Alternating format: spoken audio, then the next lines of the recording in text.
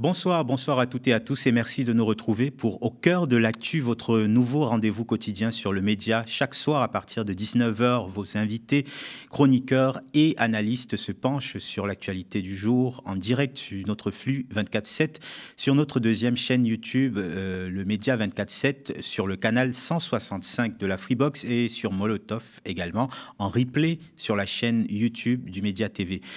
Et pour cette nouvelle formule, la recette du mardi soir ne change pas et je suis en compagnie de Bélir Nabli, professeur des universités en droit public et cofondateur de Chronique, un collectif engagé dans le débat public.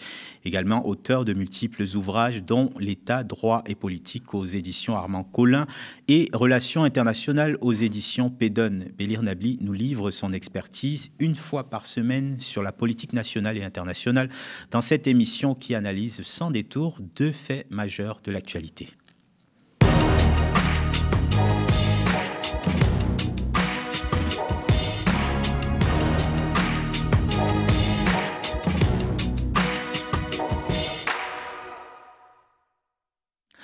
On s'y attendait quelque peu. Donald Trump a ordonné lundi soir la suspension de l'aide militaire américaine à l'Ukraine, 4 jours après une humiliation historique du président ukrainien dans le bureau ovale de la Maison-Blanche. Cette décision sonne comme le signal qui pourrait faire définitivement basculer la guerre en faveur de la Russie. Malgré la panique qu'on a vu poindre côté européen ces dernières semaines, le président américain reste ferme. Il veut mettre fin au conflit russo-ukrainien, quitte à le faire au détriment des intérêts ukrainiens. La visite houleuse de Zelensky à Washington aura probablement accéléré cette rupture qui symbolise aussi le rapprochement entre Vladimir Poutine et Donald Trump. Les dés sont-ils alors jetés pour Kiev et Zelensky sera-t-il contraint de déposer les armes devant la supériorité évidente, la supériorité militaire russe évidente s'il ne bénéficie plus du soutien de l'oncle Sam? Et surtout, qui se fait manipuler dans cette alliance des géants? Décryptage et analyse dans un instant. On évoquera aussi cette brouille sans fin entre l'Algérie et la France sur fond de jeux politiciens. Alors que le bras de fer sur les influenceurs continue, voilà qu'une note secrète du ministère français de l'Intérieur fuite dans la presse et montre la méthode dure de Bruno Retailleau qui préconise face à l'Algérie donc d'avoir un discours extrêmement rigoureux. On en parle tout de suite avec Bélir Nabli. Bonsoir Bélir. Bonsoir. Alors avant de commencer, je te propose de regarder un extrait de sujet, donc au sujet de cette décision de Donald Trump de suspendre l'aide militaire américaine à l'Ukraine. Interrogé à la Maison-Blanche sur la suspension de l'aide militaire américaine à l'Ukraine, le président Trump s'est montré évasif. Je pourrais vous donner une réponse et retourner dans mon bureau, le magnifique bureau ovale, et découvrir que la réponse est obsolète. Aucun détail donc sur l'ampleur ou le montant de l'aide concernée, ni sur la durée de la pause. Selon un comité non partisan sur le budget américain, depuis l'invasion de la Russie il y a 3 ans, le Congrès a approuvé 175 milliards de dollars d'aide totale à l'Ukraine. C'est moins que les chiffres avancés par Donald Trump, qui a plusieurs fois prétendu que l'aide américaine dépassait les contributions européennes, ce qui est faux, selon le Kiel Institute, institut de recherche allemand indépendant. Alors Bélir, la suspension de cette aide militaire, c'est clairement un coup dur pour l'Ukraine, mais on s'y attendait au vu des événements des dernières semaines, voire des derniers jours. Oui, c'est ça, c'est que on ne peut être que surpris par la surprise des Européens, en particulier par rapport à la séquence qui s'est ouverte avec cet échange houleux face caméra au sein du bureau ovale. Pourquoi ? Parce qu'en vérité, derrière la rupture, formelle, spectaculaire, il y a une continuité sur le fond. Depuis son premier mandat, Donald Trump est animé par un même logiciel qui est celui des intérêts américains qui doivent guider la politique extérieure américaine. Et deuxièmement, une politique extérieure qui elle-même doit être animée par une logique mercantile. Dans la mesure où il ne voit le conflit en Ukraine qu'à travers le coût financier qu'il représente, et qui n'a jamais changé de prisme pour appréhender cette guerre, je ne vois pas en quoi il y a fondamentalement surprise, rupture sur le fond. Non, il est cohérent, j'allais dire presque trop cohérent avec lui-même. Il est implacable dans sa manière de décider conformément à des postulats, à des principes qu'il a toujours exprimés. Donc, en vérité, ceux qui sont surpris sont par trop naïfs, en vérité. C'est-à-dire qu'ils ne prennent pas la parole de Trump au sérieux et qui n'en tirent pas les conséquences. Et de cela, il y a un signe assez tangible de cette naïveté, de ce manque de responsabilité et de conséquences. Ce sont les Européens aussi qui continuent à vouloir pousser, presque à harceler les Américains dans la volonté qu'ils continuent à incarner et à exercer le leadership dans le monde et à assurer la sécurité européenne et ukrainienne d'une certaine manière. Parce qu'en vérité, derrière les gesticulations diplomatiques des Européens, tout le monde a conscience que même si l'idéal ou le projet de défense européenne devait voir le jour, concrètement, cela supposerait du temps. Et ce temps ne correspond pas, cette équation-là, temporelle, ne correspond pas à l'urgence de la guerre. Donc, entre-temps, les Européens et les Ukrainiens en particulier ont encore besoin du leadership, du parapluie militaire américain. Cette panique, c'est la conséquence aussi d'avoir délégué en quelque sorte cette défense à l'oncle Sam à travers l'OTAN pendant des années. Est-ce que les Européens ne se réveillent pas un peu trop tard aujourd'hui ?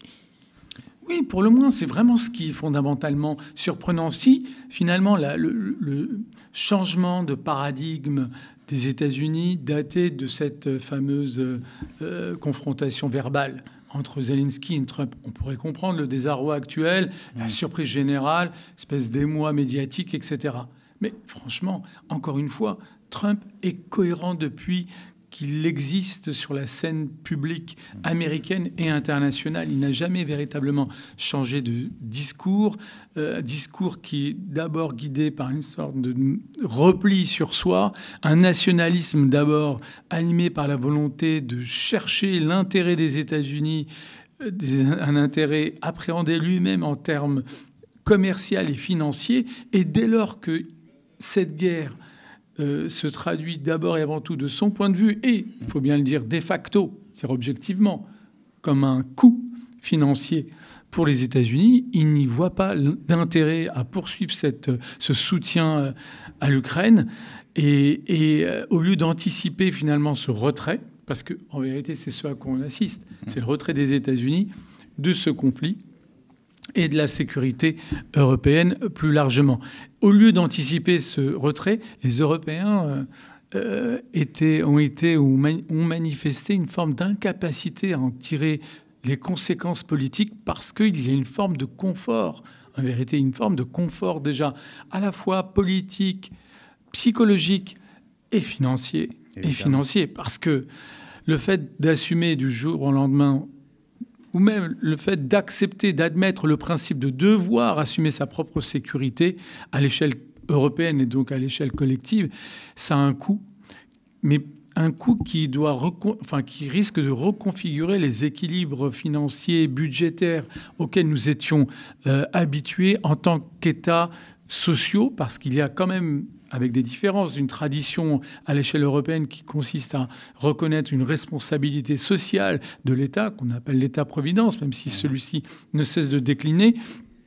Et donc, à partir du moment où on admet une priorité à l'avènement d'une défense européenne qui va se décliner à l'échelle nationale avec donc une primauté au budget de la défense, ça risque de se traduire par des choix financiers et donc politiques extrêmement coûteux, financièrement parlant et politiquement parlant. Et c'est là où personne n'en parle encore, où je trouve que finalement, d'une certaine manière, le débat risque d'être tranché, c'est qu'on reste malgré tout dans des espaces démocratiques et que d'une certaine manière, le dernier mot reviendra aux opinions publiques et au peuple eux-mêmes qui, à l'occasion des élections, auront à trancher par rapport à cette proposition, cette offre politique qui consistera, pour un certain nombre de responsables politiques, de mettre en avant cette idée que désormais, la priorité, ce ne serait plus forcément l'éducation, notamment, ou d'autres services publics qui pâtissent déjà d'un certain nombre de déficits, mais au contraire, la constitution d'une armée d'une autre dimension. Et là, pour le coup, voilà, c'est là où se jouera véritablement politiquement le débat qui pour l'instant, revêt d'abord et avant tout une dimension purement diplomatique. C'est bien la diplomatie, c'est normal que les chefs d'État et de gouvernement parlent, négocient au nom des États. Mais dès lors qu'on a affaire à des démocraties, a priori, ce seront au peuple de décider de ce basculement. Alors, on reviendra sur le sujet de la défense européenne. J'aimerais qu'on revienne à ce rapprochement entre Donald Trump et Vladimir Poutine. Le titre un peu provocateur qu'on a choisi pour ce sujet, c'était « Qui est en quelque sorte la marionnette de l'autre ?» A priori, la Russie a été entendue parce que lundi, Dimitri Peskov, le porte-parole du Kremlin, appelait à forcer le président ukrainien Volodymyr Zelensky à faire la paix après donc cette spectaculaire passe d'armes à Washington. Aujourd'hui, qui de Donald Trump ou de Vladimir Poutine manipule en quelque sorte l'autre pour atteindre ses objectifs, évidemment. Ouais. D'un côté, Trump, je le trouve encore une fois cohérent. Lui cherche la paix pour faire du business. C'est-à-dire que si la paix est donc une stabilisation sécuritaire et politique est établie à la fois à l'échelle européenne et en particulier en Ukraine et en Russie, il pourra développer les relations commerciales et financières avec l'Ukraine post-Zelensky dans son esprit et avec la Russie de Poutine. Donc, pour lui, il y voit un intérêt. Tout cela n'est pas irrationnel, il n'est pas forcément guidé par les intérêts proprement russes. D'ailleurs, Donald Trump, juste pour appuyer ton propos, a dit aujourd'hui qu'il était prêt à signer avec Trump l'accord cadre sur l'exploitation des ressources naturelles, souhaitant arranger les choses, dit-il, avec Donald Trump. C'est quasiment acquis. C'est ce qu'a dit Zelensky, oui. D'accord. Oui. D'ailleurs, c'est remarquable. Zelensky, en dépit de cette scène d'humiliation à laquelle il a quand même fait front, il faut bien lui reconnaître cela, lui à l'image des Européens, il n'a pas basculé.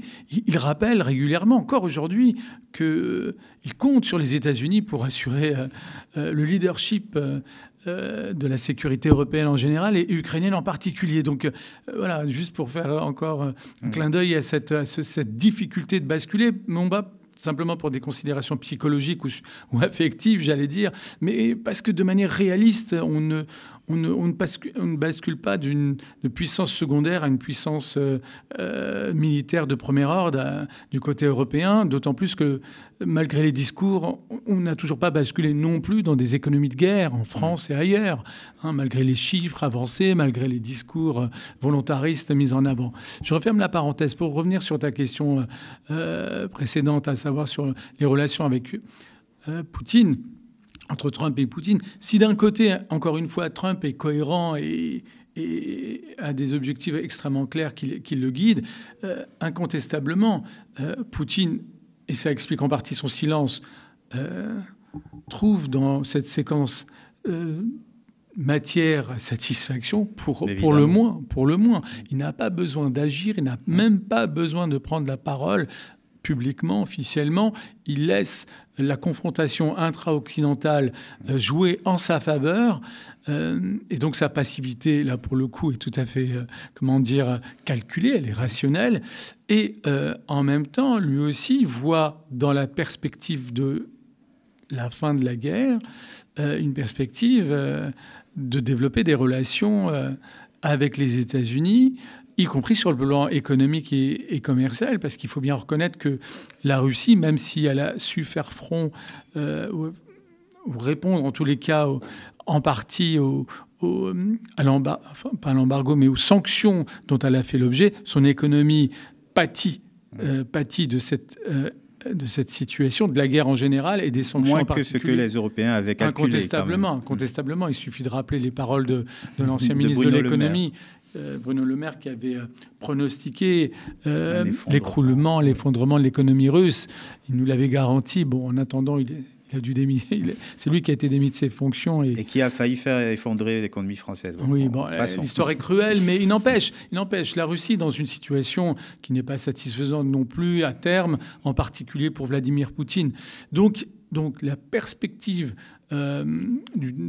consistant à développer les relations économiques et commerciales avec les États-Unis est une perspective qui ne peut que satisfaire Vladimir Poutine pour renforcer d'autant plus son pouvoir interne et renforcer son leadership extérieur, son leadership international, en pouvant arguer à terme, encore une fois que la paix sera actée, du moins un cessez-le-feu, du moins une période de transition, arguer du fait que non seulement il a atteint ses objectifs premiers, mais qu'en plus il sort renforcé sur la scène internationale. Donc oui, il a tout intérêt également à voir Donald Trump afficher une volonté d'en terminer avec cette guerre, parce que c'est vraiment ce qui fait la caractéristique de la séquence, c'est que Donald Trump affiche une forme d'empressement. Il n'est pas dans l'expectative, il n'est pas dans l'attente, il ne vise pas une victoire ukrainienne. Pire, il semble avoir acté non seulement une forme de défaite, et surtout le fait que les Ukrainiens ne seraient plus légitimes à demander le respect de leur intégrité territoriale, parce qu'il ne veut plus ne veut plus comme postulat des négociations le fait de recouvrir sa souveraineté sur les territoires perdus. Surtout qu'il est soutenu dans cette démarche et dans cette façon de se projeter par ses supporters, par tous les chantres de l'America First, qui considérait que avoir une telle relation avec l'Ukraine, c'était considérer mettre de côté en quelque sorte les intérêts primordiaux des États-Unis pour l'Ukraine. Je trouve que c'est un peu plus complexe pour le coup du point de vue intérieur, même si tu as raison de souligner qu'il reste naturellement soutenu, y compris sur ce dossier, par son noyau dur, parce que ce noyau dur électoral est lui-même convaincu du fait qu'il faut se concentrer sur les intérêts des États-Unis, sur l'économie américaine, sur l'emploi américain, et que par conséquent les choix qui sont faits par rapport à la guerre en Ukraine sont des choix légitimes. Il n'empêche quand même... Les Ukrainiens bénéficiaient quand même d'un soutien à la fois des représentants américains au Congrès et d'une partie substantielle de l'opinion publique américaine, même s'il y avait été applaudi au Congrès américain lors de sa visite. C'est ça. Et donc, ce que je trouve remarquable, c'est que malgré cela, Trump fait preuve de radicalité dans sa volonté de rompre avec finalement la stratégie suivie par l'administration Biden, c'est-à-dire qui le précédait. Il assume un risque politique et il fait la démonstration d'un rapport de force interne qui est assez favorable. C'est-à-dire qu'il assumait le risque de faire face à des représentants au Congrès qui n'allaient pas forcément le suivre, et finalement les critiques sont toutes relatives, je trouve. Et du côté de l'opinion publique non plus, même si une partie d'entre elles a été également surprise par le caractère brutal de la confrontation, il n'y a pas de décrochage. Et je trouve que c'est un signe important sur la suite du mandat de Donald Trump. La question qui se pose, c'est dans ce qui reste de la démocratie américaine, il est a priori sensible à l'état de l'opinion publique. Est-ce qu'il va véritablement prendre en considération les réactions de son opinion publique en général et de son électorat en particulier? Et moi, je trouve que c'est vraiment un élément important. Et dans la prise de risque qu'il vient de commettre par rapport à la relation et à la guerre en Ukraine, je trouve qu'il affiche un volontarisme qui tend à nourrir cette espèce de spectre autoritaire. Ce que je voulais dire, c'est que au sein de l'électorat américain qui a opté pour Donald Trump, il y a quand même eu un peu plus de critiques après ces déclarations. Si je pouvais faire un parallèle avec Gaza, il y a eu plus de critiques envers Donald Trump après ses déclarations sur sa volonté de faire de Gaza une riviera du Moyen-Orient. Il y a eu plus de critiques de supporters républicains qui disaient qu'il devrait se concentrer sur les États-Unis que là, en Ukraine, où on ne voit pas non plus une levée de bouclier c'est incomparable, dans la société Fabrice, américaine. parce que on regarde l'investissement des États-Unis en faveur de l'Ukraine, investissement financier, investissement militaire, même si Israël bénéficie également de soutien en la matière, mais à terme, c'est incomparable et d'une certaine manière plus lointain du point de vue de la perception de ces deux conflits aux yeux d'un certain nombre de républicains compris. Et donc, c'est en cela que finalement Donald Trump, c'est vrai, a réussi ce basculement de la doctrine américaine sur le conflit en Ukraine sans avoir à convaincre finalement tant bien ça les élus qui le soutiennent au Congrès que l'opinion publique. Il avance de manière, comment dire, comme un tank, sans avoir à faire montre de sa capacité de conviction. Et ça, c'est assez remarquable, mais pas au sens forcément positif. C'est à noter. Voilà, pour la suite, on se dit qu'il est vraiment habité par des convictions, alors qu'on le présente souvent comme une espèce de monstre froid. Il a des convictions et il est difficile, malgré son caractère imprévisible, parce qu'il reste imprévisible, une fois qu'il a des convictions, je pense qu'il est difficile de le retourner. Alors, on parlait de l'Europe qui ne sait plus où donner de la tête. C'est un peu sur le coup de la panique qu'Ursula von der Leyen a annoncé que les Européens devront faire un effort colossal, un effort financier colossal. Je vous propose de l'écouter. L'Europe est prête à assumer ses responsabilités. Rearm Europe peut mobiliser jusqu'à 800 milliards d'euros de dépenses sur la défense pour assurer une Europe sûre et résiliente. Nous continuerons bien entendu à travailler de proche avec nos partenaires dans l'OTAN. C'est le moment de l'Europe et nous sommes prêts à y faire face. Merci beaucoup. Alors, du côté de la France, on a eu une proposition quelque peu surprenante de la part de l'eurodéputé Raphaël Glucksmann, qui veut saisir les avoirs russes gelés pour les affecter à l'aide à l'Ukraine. On va l'écouter aussi. On a des avoirs russes, 209 milliards dans nos banques en ce moment qui sont gelés. Il faut les saisir et les affecter à l'aide à l'Ukraine. Ça ne coûtera pas 1 euro aux contribuables européens et ça permettra de remplir le vide laissé par les États-Unis d'Amérique. Mais comment vous pouvez justifier ça du point de vue du droit international ? Le droit international, il permet d'utiliser les intérêts de ces sous-là, mais il ne permet pas normalement de confisquer l'argent qui est gelé. Ça fait 6 mois que nous travaillons avec nos experts juridiques au Parlement européen, à la Commission européenne, et ils disent exactement l'inverse. En fait, les contre-mesures sont prévues. Vous avouerez qu'il y a au minimum une controverse juridique sur cette question-là. Il y a toujours le droit, vous c'est dites toujours on peut une s'arroger controverse. ce droit. C'est toujours une controverse face au crime d'agression, qui est le principal crime en droit international, et ce que la Russie a fait en Ukraine. Il y a des contre-mesures qui sont légitimes. Vous savez, les sanctions qu'on a prises en ce moment sur la Russie, elles ont été validées par le Conseil de sécurité des Nations Unies ? Non. C'est la décision souveraine de l'Union européenne. Donc on pourrait dire qu'elles sont illégales. Une chose est de geler des biens, une autre est de se les accaparer. Non, parce qu'en fait, il y a des rétributions. Quand vous commettez un crime d'agression, eh bien ensuite vous êtes obligé de payer pour les réparations de vos crimes. Bélir, la panique est à son paroxysme chez les Européens. On a l'impression que ça les pousse à prendre des décisions, ou du moins à faire des propositions plutôt irrationnelles. Moi, ce que je perçois, c'est que d'un côté, tu as un discours très volontariste. Il va falloir se mobiliser, dégager un fonds extrêmement important pour mettre sur pied cette autonomie stratégique et militaire européenne, etc., etc. Mais encore une fois, attention, on est dans un espace qui, a priori, est de nature démocratique.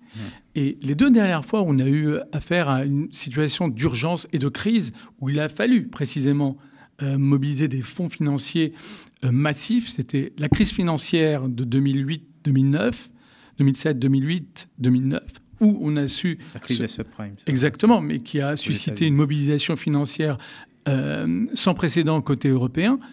La pandémie également. Mais à chaque fois, il y a eu consensus, à la fois diplomatique, c'est-à-dire de la part des chefs d'État et de gouvernement européens, et populaire. Là, le consensus, je ne le vois pas forcément se dégager aussi facilement. Tu vois, le basculement du logiciel politique consistant à considérer que la priorité aujourd'hui en Europe, c'est de faire émerger une défense européenne avec le coût que cela représente et un coût à la fois financier mais aussi politique. Franchement, c'est une bataille à mener. Et d'ailleurs, tu as parlé du débat qui a eu lieu à l'Assemblée nationale il y a 2-3 jours. Non, c'était hier pratiquement, bien sûr, à ce sujet. Et on a déjà perçu des dissonances. Il n'y a pas de consensus sur le fait qu'on devait finalement basculer dans un nouvel ordre, j'allais dire financier, avec tout ce que cela représente pour nos services publics notamment, qui sont en état de déficit d'investissement notamment. Donc voilà, je trouve que c'est là où le bas blesse, c'est le fait d'essayer de circonscrire les enjeux du moment à des négociations purement diplomatiques qui concerneraient que les responsables politiques. Et c'est là où tant l'intervention de la présidente de la Commission que celle de Raphaël Glucksmann dégage une forme de déconnexion aussi. Tu as l'impression que ce sont des personnalités qui résonnent dans des bulles déconnectées finalement du réel, du quotidien des citoyens européens, pas seulement français, des citoyens européens qui sont confrontés à l'inflation, qui sont confrontés à un chômage qui demeure un chômage de masse, qui de retour également en France, etc., etc. Et cette réalité économique et sociale, tu mérites, elle aussi, une mobilisation à laquelle un certain nombre de nos concitoyens restent en attente. Il n'y a toujours pas eu de mobilisation politique et financière de même nature, à l'échelle européenne notamment, pour faire face à ces défis que représentent le chômage, les services publics, etc. Et le fait de considérer du jour au lendemain, parce qu'on n'a pas su anticiper finalement des défis structurels de cette nature, de considérer du jour au lendemain qu'aujourd'hui, voilà, il fallait se concentrer de manière prioritaire sur finalement des questions de défense, franchement, ça méritera à minima un travail de pédagogie, de conviction, avec un résultat non acquis. Et juste un élément, Glucksmann a raison de souligner finalement les interrogations juridiques autour de la possibilité ou de la faisabilité de ce qu'il préconise par rapport au gel des avoirs russes. C'est la journaliste, en l'occurrence, qui lui fait remarquer... Oui, il n'y a pas une impasse absolue par rapport à la faisabilité de ce qu'il propose. Par contre, il dit des bêtises, par ailleurs, notamment lorsqu'il dit que l'agression russe contre l'Ukraine, mais l'agression en général, c'est-à-dire la violation de la souveraineté d'un État, est le pire des crimes en droit international. Non, il devrait le savoir, lui qui s'est spécialisé, s'est fait connaître publiquement par ses engagements autour de la question des génocides au Rwanda, génocide des Ouïghours, pour reprendre précisément la terminologie que lui-même a mobilisée, en l'occurrence, mais qu'il a évité de mobiliser s'agissant des Palestiniens de Gaza.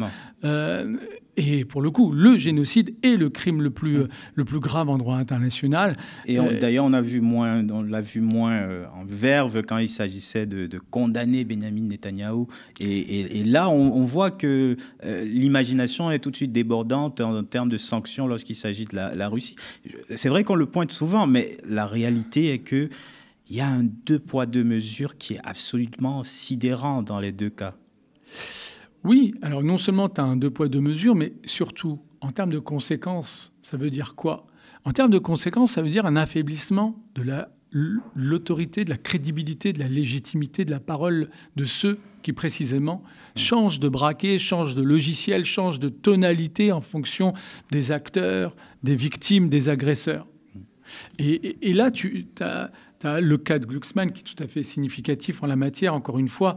Non pas qu'il soit vraiment celui qui se soit le plus tu sur les événements à Gaza, il faut être honnête, il a employé des mots et des analyses qui sont à saluer en des termes généraux. Mais Le problème, c'est le décalage entre ce qu'il a pu manifester, la mobilisation, l'engagement qu'il a pu exprimer dans d'autres situations, et malgré tout une forme de retrait relatif sur le drame que vivent les Palestiniens de Cisjordanie et de Gaza. Et plus largement, ce week-end, on a assisté, dans cette espèce de vent de panique que tu soulignes côté européen, également une forme de tentative de justification, précisément, de cette mobilisation politique et financière. Et l'une des justifications qui a été exprimée notamment par la haute commissaire aux affaires à la politique étrangère au sein de la Commission européenne, c'était d'invoquer le fait que l'Europe devait assumer désormais le leadership au sein du monde libre. Mais pour reprendre vraiment les termes officiels qui ont été employés par cette responsable politique. Le problème, c'est en cela où ça répond à ton observation liminaire. C'est impossible aujourd'hui, dès lors que ta crédibilité a été affectée par ton incapacité à tenir un discours cohérent. C'est impossible aujourd'hui pour les Européens qui ont finalement assumé un soutien inconditionnel à Israël, qui est poursuivi pour génocide, et à Benyamin Netanyahou, qui est invité par le futur chancelier allemand, alors qu'il fait l'objet d'un mandat pénal, d'un mandat de la Cour pénale internationale pour crimes de guerre et crimes contre l'humanité. Comment veux-tu incarner un quelconque leadership en matière, au nom du monde libre, alors que ton magistère moral a été enterré dans le cimetière de Gaza? Finalement, l'axe Trump-Poutine redessine en quelque sorte la carte des alliances internationales, mais vient rappeler une réalité qui est assez brutale pour l'Europe, c'est qu'elle n'est plus le centre des affaires internationales. Alors ça, pour le coup, tu sais, c'est peut-être parce qu'on vit en Europe qu'on a eu cette impression très longtemps. Mais entre nous, le fait que l'Europe ne soit plus au centre du monde, ça a été acté depuis au moins la fin de la Deuxième Guerre mondiale. C'est vrai que l'Europe s'est imposée comme le centre du monde depuis disons, le XVIe siècle, les grandes découvertes où finalement l'impérialisme européen s'est décliné à travers ses différentes puissances étatiques sur tous les continents. Et puis tu as eu les deux coups de massue successifs que représentent les deux guerres mondiales, qui ont finalement, dans un premier temps, fait décliner les grandes puissances impérialistes qui étaient essentiellement la France, l'Angleterre et l'Allemagne, et puis finalement le coup fatal qu'a représenté la Seconde Guerre mondiale, qui a substitué finalement le leadership français, britannique, en particulier par le leadership américain et soviétique à l'époque. Et depuis, effectivement, l'Europe s'est engagée dans un processus qu'on peut qualifier de marginalisation ou de provincialisation, qui est une manière d'acter que l'Europe n'est plus le centre du monde. Aujourd'hui, en fait, c'est plus une question de savoir si l'Europe est le centre du monde. Ça a déjà été acté. Non, c'est ça, c'est son existence. Puisque c'est sa sécurité qui est en jeu. C'est l'existence de l'Europe comme espace de liberté, c'est-à-dire de souveraineté, où les unités politiques sont libres. C'est ça qui est en jeu. Et donc les Européens se retrouvent dans une position que d'autres connaissent et ont connue dans leur histoire, et qui font que les Européens, alors que les Européens n'ont jamais compris précisément ce regard développé, décliné notamment dans ce qu'on appelle aujourd'hui le Sud global, qui souligne notamment des rapports de force déséquilibrés et qui aboutissent à des décisions iniques, injustes. Et aujourd'hui, les Européens vivent d'une certaine manière cette position-là de déséquilibre, de dépendance. Et d'une certaine manière, donc, la séquence est une forme d'ironie de l'histoire et qui est tout à fait angoissante pour les Européens, dans la mesure où, tant que ce type de situation était vécu par d'autres ailleurs, d'une certaine manière, on pouvait se targuer, se limiter à une posture moralisante, voire un peu surabondante, voire paternaliste. Aujourd'hui, qu'on est dans cette position où on est en perpétuelle demande de sécurité, de protection américaine, avec un futur angoissant, il y a un retournement de l'histoire qui, pour le coup, explique beaucoup dans l'espèce de panique générale que tu soulignes. Merci Bélir. On va passer au second sujet de cette chronique. Et il s'agit évidemment des tensions franco-algériennes qui n'en finissent plus.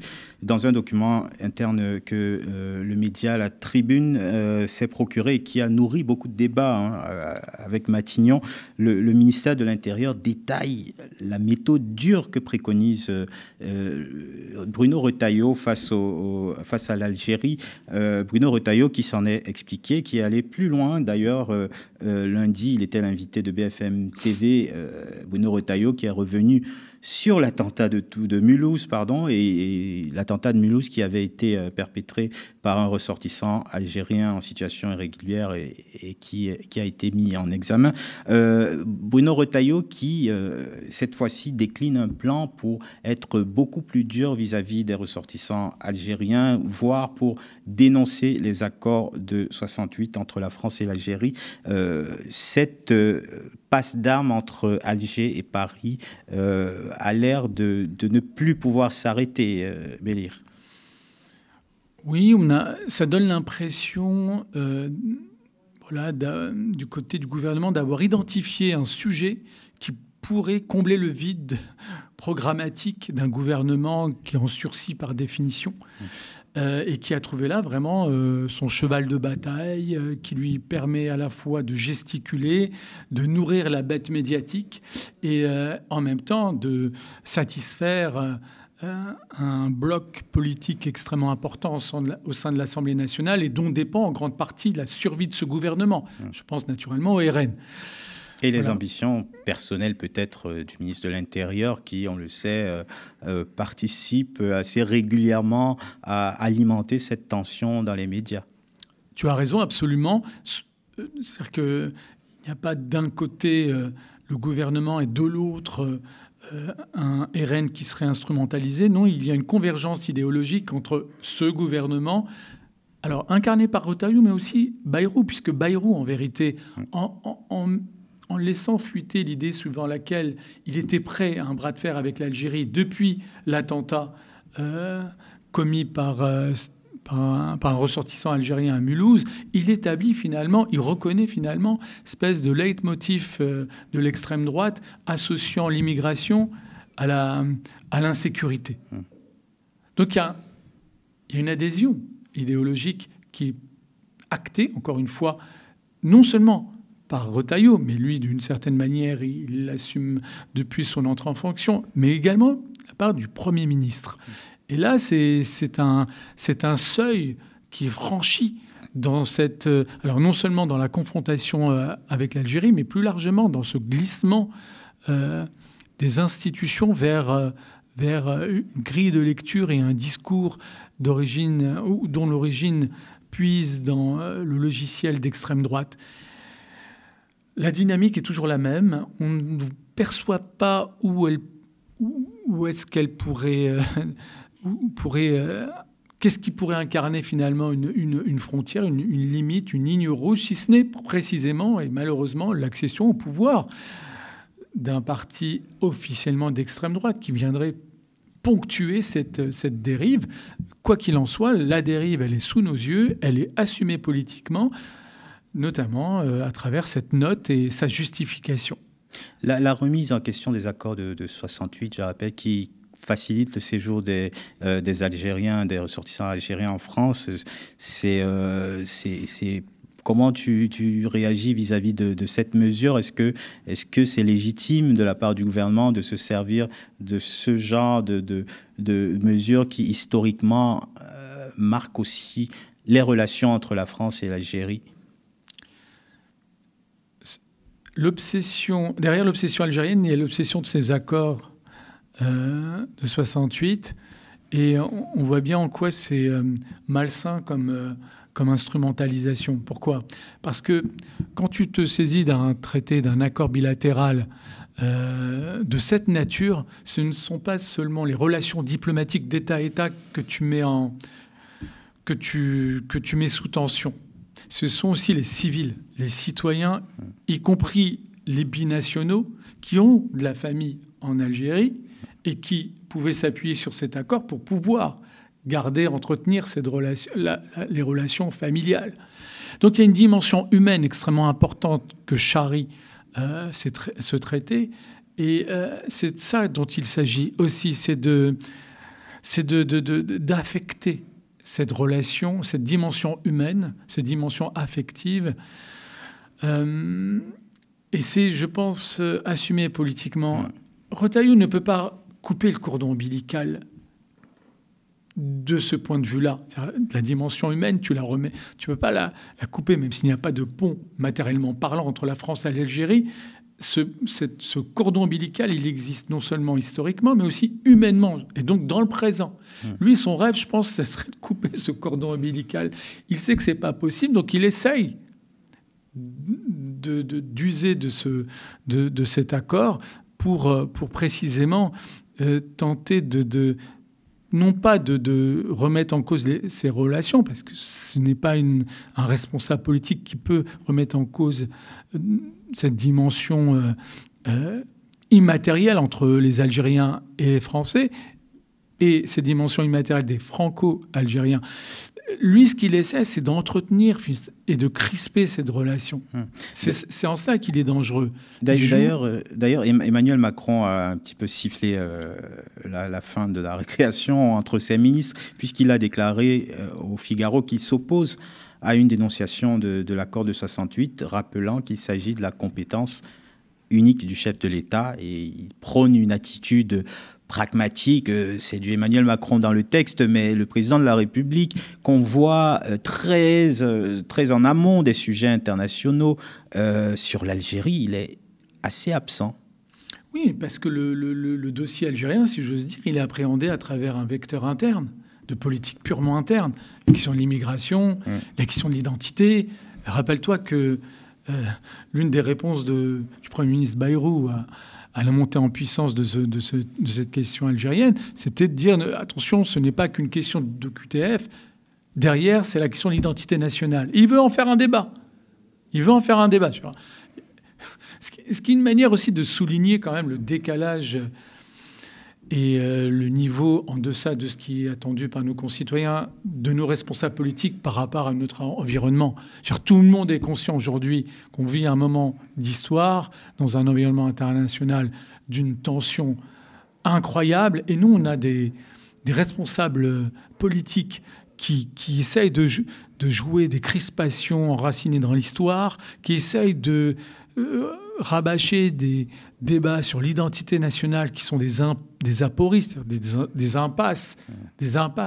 Si on résume l'identité française à des questions ethniques ou religieuses, c'est forcément plus que réducteur. C'est une régression et qui n'aboutira à rien, si ce n'est à céder, puisque c'est à la mode, un des réflexes qui conjuguerait des discours de remigration. Je me permets la référence parce que j'avais à la fois en tête Gaza, mais également le discours de Zemmour sur la question des étrangers ou des Français d'origine étrangère. Il y a ce fantasme derrière la joute que mène Bruno Retailleau en héros de l'extrême droite. Incontestablement. Lui, comme Ciotti, sont les traits d'union entre la République et l'extrême droite, et le glissement de la République dans l'extrême droite, c'est sous nos yeux. Il faut en prendre compte. Or, ces responsables politiques-là, qui sont en particulier Retailleau, et quand même à Place Beauvau. Place Beauvau, c'est un ministère régalien qui gère les questions de nationalité des étrangers, mais aussi des libertés publiques et des cultes aussi. Que tu vois un peu espèce d'équation explosive qui se joue à travers l'obsession algérienne d'un ministre de l'Intérieur comme Retailleau. Et donc, incontestablement, oui, il y a une tentative de normaliser, pour ne pas dire institutionnaliser, un logiciel issu de l'extrême droite et qui considère notamment que les Franco-Algériens en particulier sont français parce qu'ils sont juste des Français de papier. C'est ça, tout simplement. Et qu'il convient de les rejeter de là d'où ils viennent, quelle que soit la temporalité et la nature du lien qu'ils ont avec l'Algérie. Du côté algérien, quel est l'intérêt aujourd'hui de continuer ce bras de fer? C'est aussi une question de fierté nationale, d'une certaine façon. Mais c'est là où tu comprends que on a affaire à des cyniques côté français, et en partie côté des institutionnels algériens. Côté français, ils savent très bien, enfin Retailleau comme le président Macron, savent très bien que le régime algérien ne cédera jamais à l'ultimatum qui a été lancé. Eu égard au passé des deux pays et eu égard à l'ultimatum concernant Boualem Sansal, tu veux dire? Tu parles d'autre chose? Comment il s'appelle? Le Premier ministre Bayrou a lancé un ultimatum à l'égard de l'État algérien sur la question de l'acceptation des OQTF qui étaient renvoyés. Okay, oui. Ils ont à peu près entre 6 et 8 semaines pour les accepter enfin, OQTF, pour reprendre un peu le discours officiel côté Matignon et Place Beauvau. Sinon, la question de la suspension, voire de la caducité des accords du traité de 68 serait actée, même si le président Macron a rappelé qu'en termes de compétences juridiques, cette décision ne revenait pas ni au Premier ministre ni au ministre de l'Intérieur, mais au président de la République. Quoi qu'il en soit, il y a un ultimatum, et c'est ça qui est important, c'est le message politique, c'est la quête d'un rapport de force, d'un bras de fer avec le régime algérien dont on sait qu'il n'aboutira à rien. Parce que jamais le régime algérien ne cédera sur une telle question, avec en plus le soutien de sa population, eu égard à la manière dont le dossier est traité en France. Et côté algérien, il y a d'un côté naturellement une population qui est consciente, une opinion publique algérienne qui est consciente de l'état du débat public en France, c'est-à-dire de la manière dont la question algérienne est instrumentalisée, eu égard à une histoire que l'on sait, nous. Mais je te renvoie à cette séquence médiatique où un journaliste, M. Apathy, pour ne pas le citer, n'a fait que rappeler des faits historiques. Trumpisme, c'est pas simplement les États-Unis. Nous sommes aussi concernés par la tentation de révisionnisme, voire de négationnisme, puisque dès lors qu'il a rappelé quelques faits historiques sur les crimes de masse commis par l'armée française durant la colonisation en Algérie, celui-ci a dû faire face à un mouvement d'humeur à la fois venant de partout, de politiques de droite et d'extrême droite, et de ses propres collègues présents durant l'échange, pour dire à quel point cette question, en fait, relève d'une part de la mémoire, la part la plus sombre, celle du déni, et des passions tristes. Et ça, les Algériens en ont très conscience, tant en Algérie qu'en France. Et dès lors, par presque réflexe, pas forcément patriotique, mais j'allais dire de faire un réflexe consistant à faire front contre finalement une passion anti-algérienne incarnée par de plus en plus de responsables politiques français, eh bien, il y a une volonté effectivement de faire front et de ne pas céder. Merci beaucoup, Bélir. C'est la fin de cette chronique hebdomadaire. Merci à vous d'avoir regardé ce second numéro de Au cœur de l'actu, votre rendez-vous sur le média. Dites-nous ce que vous en avez pensé, en commentaire, si vous nous regardez sur YouTube, ou par email, si vous nous regardez à la télévision. Continuez à nous soutenir, à soutenir votre média, un média qui vous garantit une information libre. Alors abonnez-vous à partir de 5 € par mois ou devenez sociétaire de notre coopérative. Rejoignez-nous dès maintenant sur soutenez.lemediatv.fr. Très bonne soirée sur le média.